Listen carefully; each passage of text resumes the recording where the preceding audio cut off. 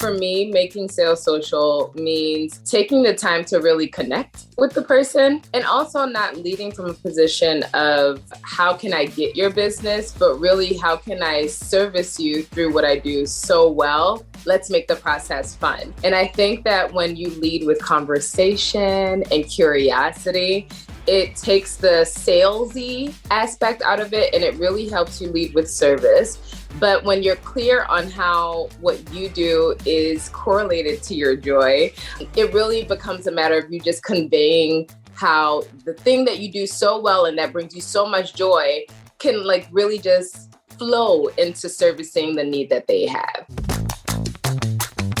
Welcome to the Making Sales Social podcast, featuring the top voices in sales, marketing, and business. Join Bryn Tillman and me, Bob Woods, as we each bring you the best tips and strategies our guests are teaching their clients, so you can leverage them for your own virtual and social selling. Enjoy the show. Welcome back to Making Sales Social. I'm Bryn Tillman, and I am excited to be here with Erica Lasan. She is a corporate joy strategist and founder of Journey to Purpose. She helps companies engage joy, equity, and well-being for women and caregivers, one feel-good thing at a time. Welcome, Erica, to Making Sales Social. Oh my goodness, friend. Thank you so much for having me. I'm so excited to dive into all the conversation today.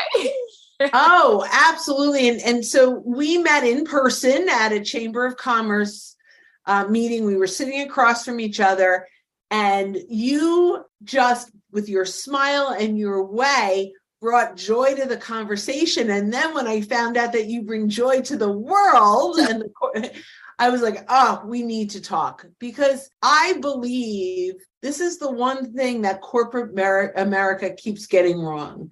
It's about money. It's about position. It's about ego. But we have one life to live. And for me, joy wraps everything. If you have joy, your life is fulfilled. Exactly. So I can't wait to jump in and talk to you about this. But before I do, we ask all of our guests one question. What does making sales social mean to you? Ooh, this is a juicy question to kick off with.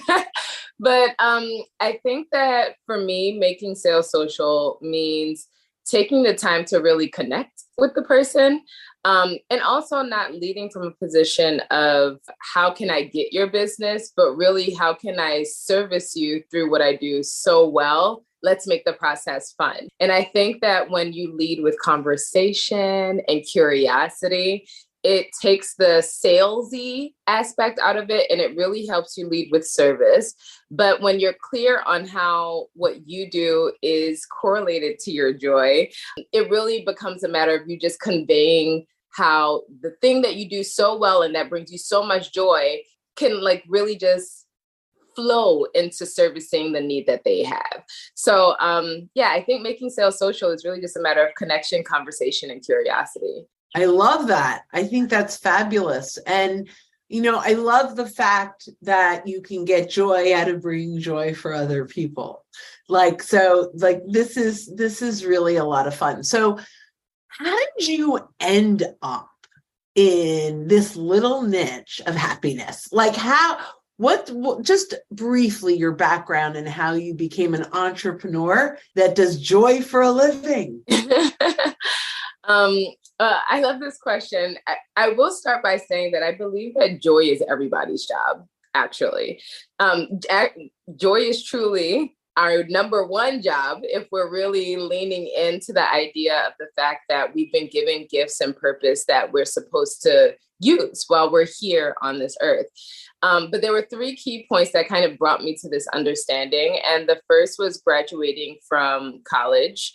And I graduated during the recession. So I could not find a job for the life of me. And it was really hard. It kind of drove me to a depressive state. And at that point, I didn't realize it. But looking back, it's so obvious now. I was crying every day throughout the day, multiple times a day. I hated getting up for work. I would count down the minutes every day. As soon as 5 o'clock hit, I was out.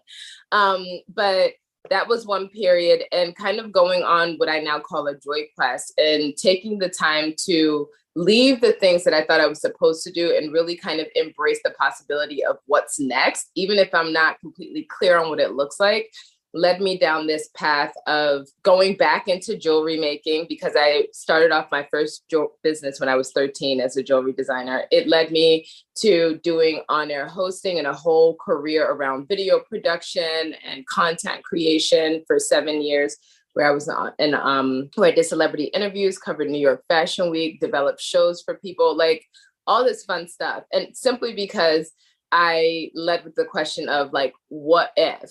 And then the second point was where I thought I was going to have a big break. And a week later, I found out I was pregnant. I had a workshop with NBC Universal, and I thought, oh my goodness, this is it. This is everything we've been working for.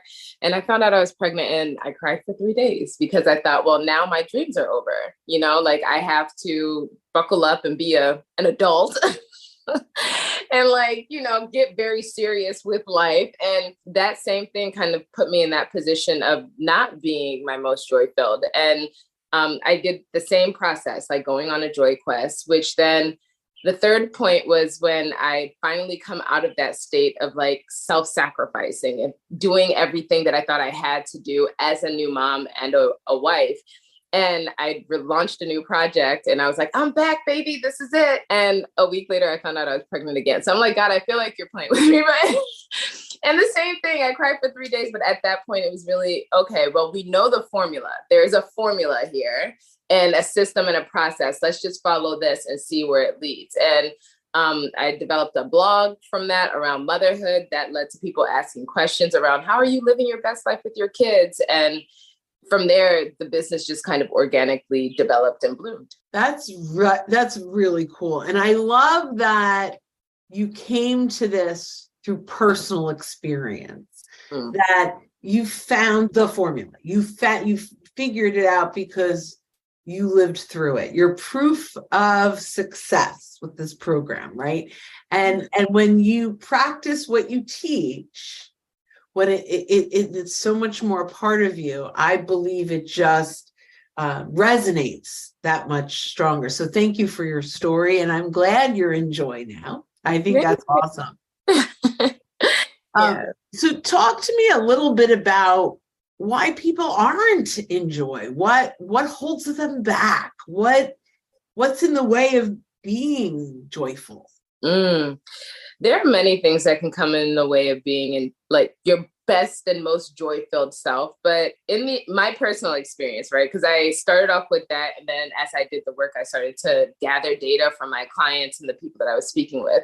But one of the key ones is feeling like you don't have the time for joy. One of the things that I hear from my clients is joy is a luxury for me right now. Like, I just simply don't have the time to even think about joy. How could joy possibly serve me in the work that I'm doing and all of the tasks that I have to do and all of my responsibilities? But to that, I always say that joy is so much more than a feeling. People think of joy simply as a feeling, but through my process, my system, the programs that I've developed, what I've come to understand and in a lot of ways prove is that joy is a tool. It can also be a tool and a resource if you'll allow it. But you do really have to not just make the time for joy, but you have to take the time for joy. And one of the other things that I often hear are the reasons why they can't do it based on things that have happened in the past, like, or I don't have the energy for it. It's just going to be too much to figure out how to do these things. But that's why I'm here, like, you don't have to figure it out because I would do it for you, or with you rather, because it really is a collaborative experience and understanding some of the things that have kept you from joy in the past, but understanding how you can look and curate a vision of what a joy-led life looks like for you. And then strategically, that's why I consider myself a joy strategist and not just a joy coach. Strategically, we can begin to figure out ways to implement and integrate and infuse joy into your everyday life through joy-led habits. And then some people just think they don't have the space for it. You know, like I don't have space on my calendar. I don't have space in my life. I don't have like physical space around me for joy because I'm like, you know, people feel like this.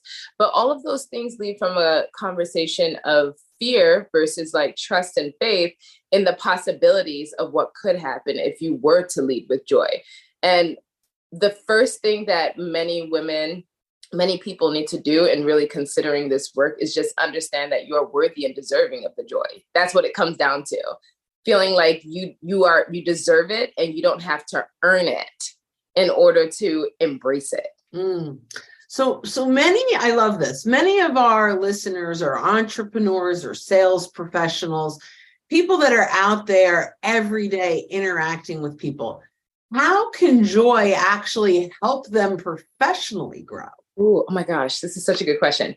So in thinking about joy and kind of coming back to the point of joy, not just being a feeling, but a tool and a resource, entrepreneurs and people in business also have to see joy as a tangible metric of success, because so often the idea of joy is very like elusive. You know, I will have joy when I get to point X. I will have joy once I'm able to do Y and Z. But really, it's not just about arriving at the destination that should bring you joy. The entire process should bring you joy. Because if you feel joy throughout the process, you're more likely to create sustainable success, and you're also able to better understand what's required to create that sustainable success. You know, and it feels good. So you're more likely to actually do it versus if you arrive at, you know, if you feel like you have to struggle and strive to hit the $1 million mark, if you're not clear on the systems and the processes that it took to get there, and if they feel so misaligned that it's tiring and draining and overwhelming, you're not going to want to do that for like 20 years, you know? So when you begin to understand how joy is a marker of success and that it's measurable, then it makes you more willing to do what's required. But the benefit is that you feel good as you get there, and it benefits your entire life, not just your career. It benefits your relationships. It benefits the way you care for yourself in the process, because that matters, especially as an entrepreneur, because if you go down, everything goes down. So you really have to make sure you're taking care of yourself and embracing the joy of the process, not just the arrival of the destination. So let's just dive in a little bit to, you said a few times, which I love, is it's measurable. How do you measure joy? Oh my gosh. On a scale of 1 to 10? No. The scale of 1 to 10, how much joy do you have? Yeah, right. There's that. But I've also developed a really wonderful quiz or assessment rather. And initially I did this as a lead generation activity, right?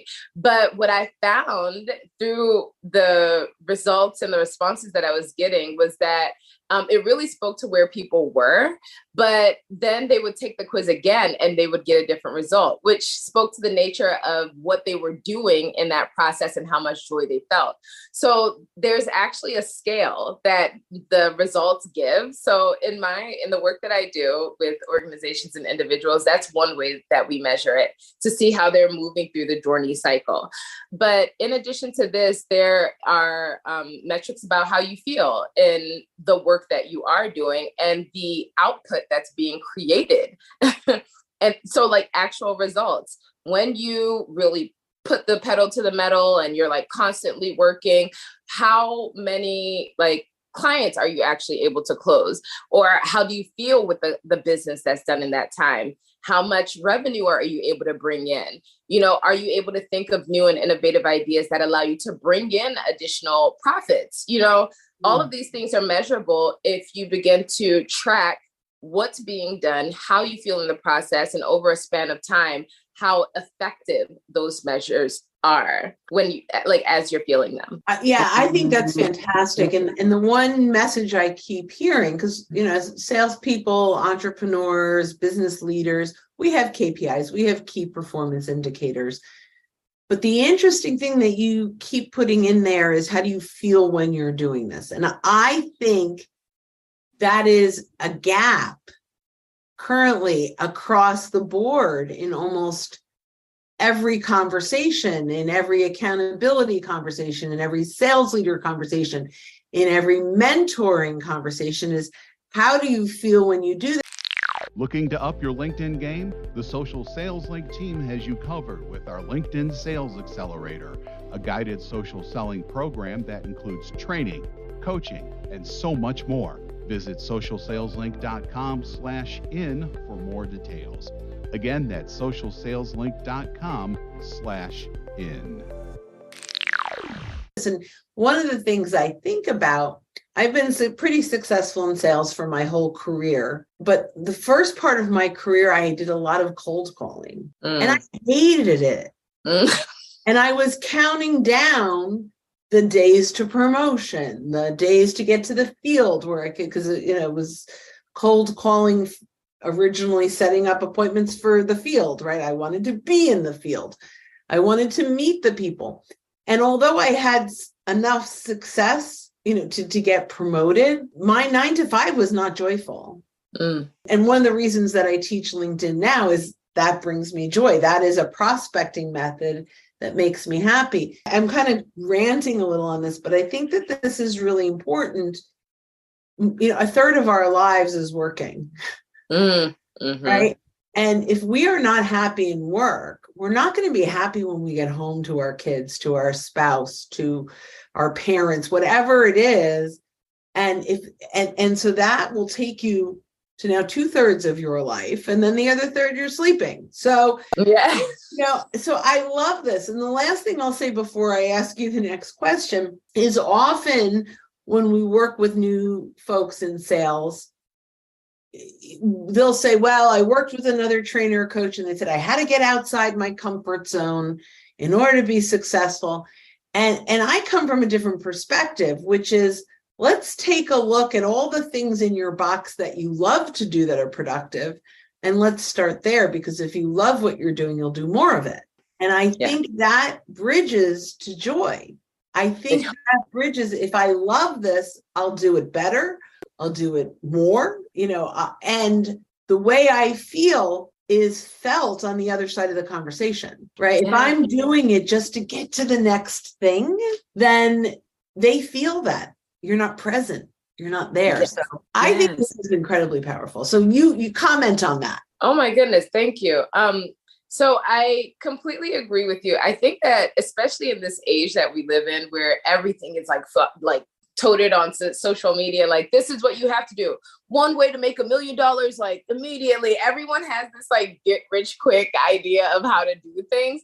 And it's like, okay, that's a way, that's the way you did it, but that doesn't necessarily mean that that's the way that will work for this particular person.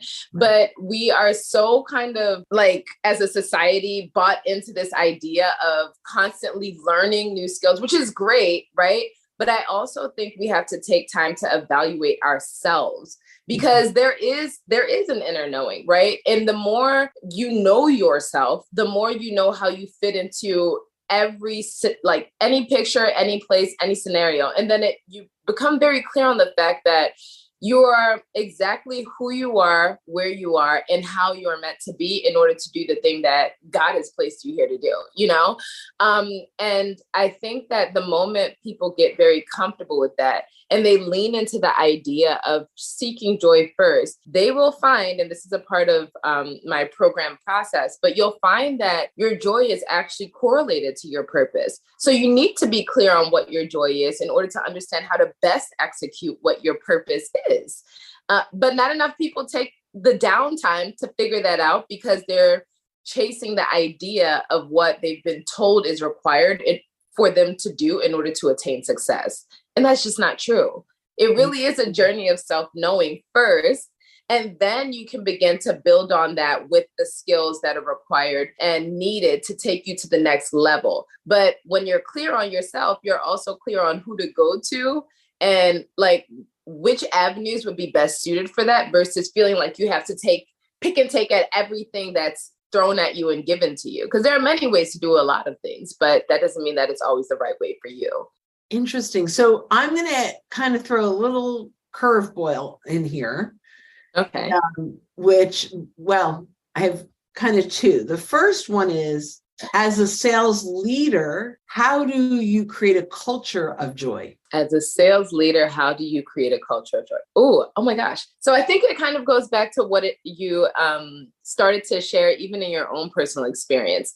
As a sales leader, you have to know your people, right? But your people also have to know themselves. And there has to be some type of an understanding across the board, right? When everyone is clear on what needs to be done, when everyone is clear on how it's being done, and also more importantly, why it's being done, that's how you begin to create the culture of joy, because that leveling brings understanding that improves connection, right? Both between management and the salespeople, that creates a safe space for them to maybe articulate, hey, this method that is a part of our process doesn't actually align. Can I try it this way?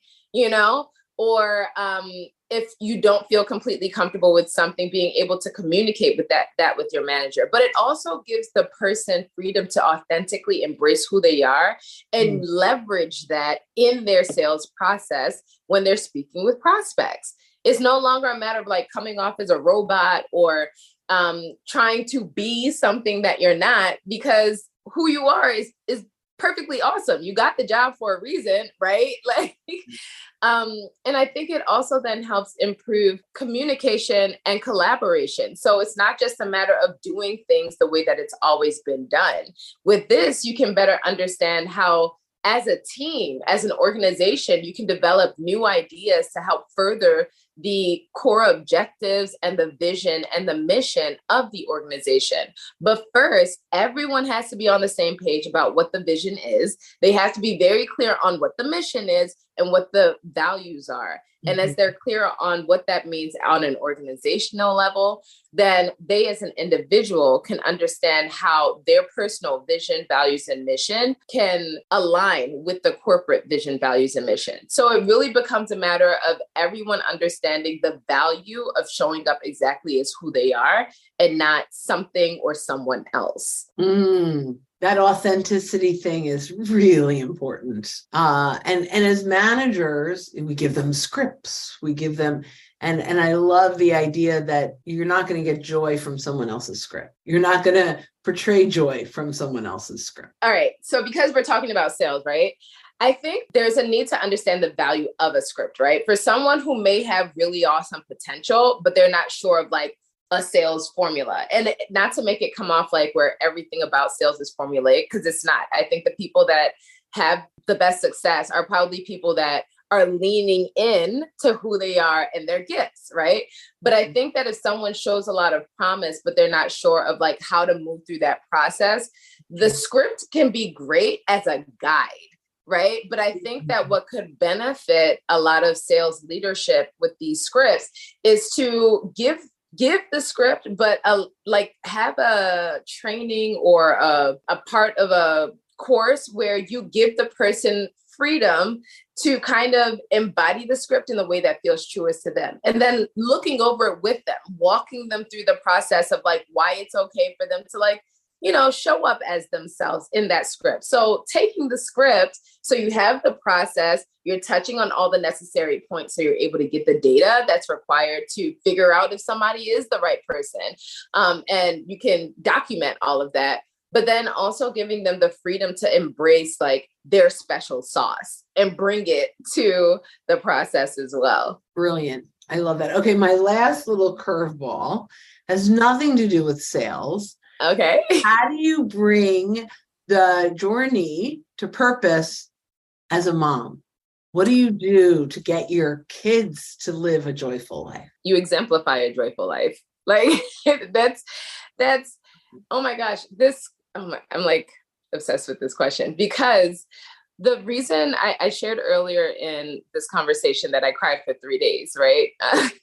With both pregnancies. And it wasn't because I didn't want to have a family. At that point, like my now husband and I, we'd been together 8 years. I did want the family, but it was this idea of self-sacrifice that I thought, well, this is going to be my life now. I won't have any joy. I won't have any fun for myself. My whole life is going to have to revolve around my family.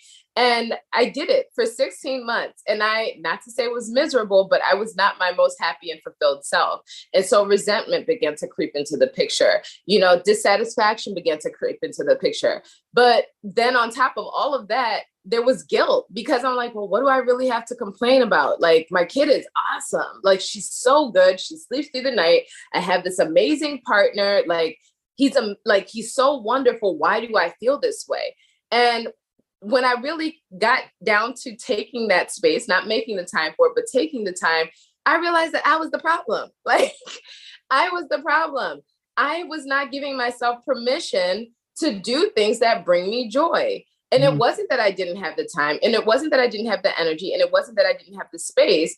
It was that I was allowing other priorities to take my time, energy, and space. And none of those things necessarily brought me joy. So the moment I began to get clear about that, I made a very intentional and conscious effort to do things to the point where my life revolved around joy. If it didn't bring me joy, I didn't want to do it. If it was something that was going to keep me in a funky place, I don't have time for that today. I'm sorry. Getting a grip on my calendar, understanding, but first really understanding with clarity what joy meant to me, like what that meant for me, what it looked like, what it tasted like, what it felt like. And then understanding how I could bring more of that experience into my everyday life, career, and relationships.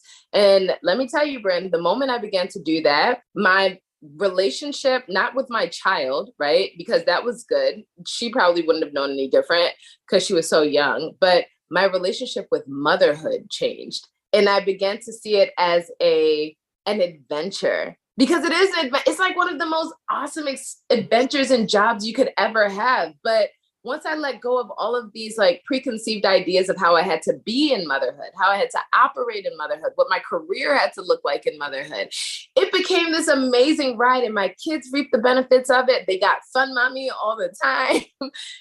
Like there was not a need to like drive a whip around even around learning. Like learning became an everywhere activity. My kids started reading at 2.5, and that's because we made it fun. Like we would go to museums and outdoor trips. My marriage also like shifted because at that point I was really like, your life hasn't changed. My life has. And so I began to like rediscover myself as a person. And so, my husband got that too. And it's joy benefits everybody. If it's something where people are putting their joy on the back burner because it's like, well, I'm doing this in sacrifice for you, that's not going to help your relationship. It'll only create resentment and animosity towards the person and everything you've had to give up for them, rather than bringing them along for the adventure of getting to understand you and know you in every season of life. And that's a part of my mission. So I really love that you asked this question, but that's how it transforms your relationship with motherhood. You exemplify joy, and your children don't hear you talk about it, because a lot of parents tell their kids, you can be whatever it is that you want to be. The world is your oyster. But then they themselves are not living that truth for themselves. So it's one thing to say it, it's another thing to be it and do it. So when your children actually see you living a joyful life, they understand what that means and what it takes beyond words. Fabulous. I had high expectations for this conversation, and you blew those away. Oh my God. This was really fabulous and absolutely needed everywhere. But in particular, I do believe in the world of sales that this is a real gap. So you have graciously, and you mentioned this earlier, offered a quiz for our audience.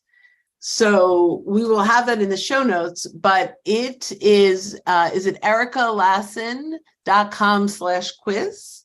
Yes.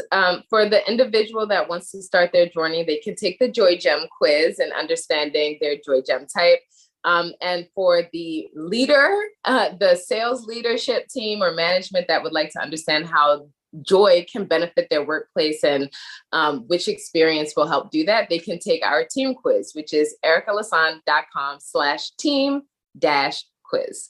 Well, thank you so much for your amazing insights. I have so enjoyed this conversation, and I know that it's going to bring huge value to our listeners. So for everyone else, as you're listening today, make sure when you are out and about that you're making your sales social. Thanks for listening, and join us again for more special guest instructors bringing you marketing, sales training, and social selling strategies that will set you apart. Don't forget to subscribe to get the latest episodes from the Making Sales Social podcast. Leave a review down below. Tell us what you think, what you learned, and what you want to hear from us next. You can also listen to us on Apple Podcasts, Spotify, Stitcher, and Google Play. Visit our website, socialsaleslink.com, for more information.